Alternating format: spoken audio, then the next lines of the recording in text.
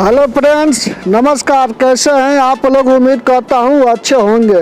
तो फ्रेंड्स, आज हम इस वीडियो में बात करने वाले हैं शिल्पी राज के बारे में। जी हाँ फ्रेंड्स, शिल्पी राज का आज एक बहुत बेहतरीन वीडियो सॉन्ग, बहुत ज़बरदस्त सॉन्ग है, हाई लेवल का सॉन्ग रिलीज हुआ है world wide Bhojpuri record YouTube channel पर। जी हाँ फ्रेंड, बहुत ज़बरदस्त सॉन्ग है, एकदम वीडियो सॉन्ग है।